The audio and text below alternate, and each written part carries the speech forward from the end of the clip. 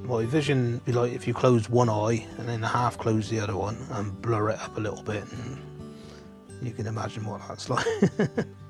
I have nothing at all this side. All I see is light, and on this side is what I call very pixelated, so everything's very dotty, and I can't see certain patches. There's patches missing.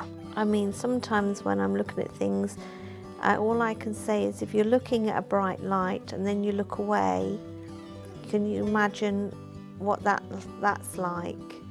Well, I actually don't see anything apart from the fact that I appear to have a very bright white light in front of me, like as if I'm looking at a bright lamp or even looking at the sun. Adam suffers from something called ocular albinism and nystagmus. This condition is in my family. My brother has the same condition. My mother's brother, my uncle, has the same condition.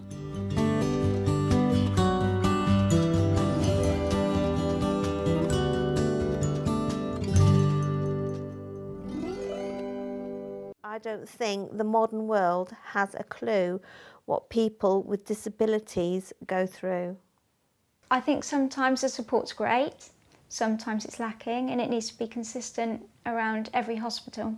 Well, because I was registered blind, you automatically get the call. As soon as you register, you get a call from social services, which is why registering is so important. Certainly some support emotionally, counselling support to people who are newly registered and things, I think would be a very good thing. General life is the hardest aspect because everything you try to do is a struggle. It's a frustrating feeling that you can't do what you used to do. I was made redundant on the spot, which was a bit of a shock to me. I found myself very isolated, very lonely, and I did start to get quite miserable. Adam has a laptop for use in school, and it's wirelessly linked to the interactive whiteboard that the teacher uses, so that anything that the teacher puts up on the whiteboard will be replicated on the screen, which he can have on his lap. The computer program that I've got is brilliant because obviously I can use that without anybody's assistance. I've been to the job centre, I've had assessments, but they haven't once asked me for a CV. So I don't know how they could get me a job if they don't know what I'm capable of doing. Everything you try to do is a struggle.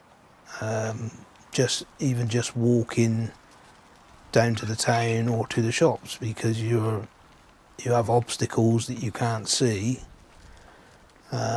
such as pieces of branch on the pavement, potholes in the pavement, uneven pavements, flagstones sticking up, all sorts of things like that.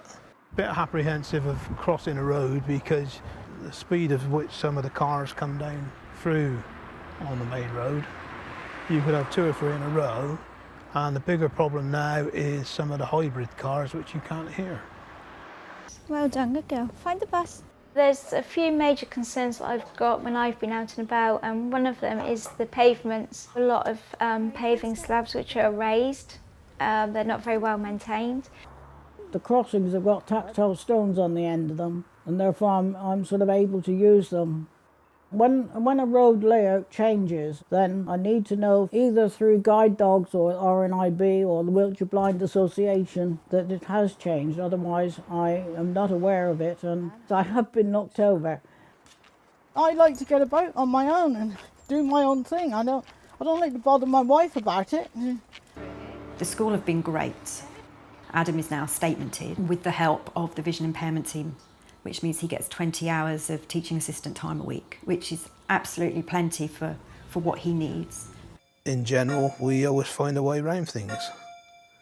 And if we find something in life that we can do, we do it. If we can't do it, then we can't do it, and we move on to something else.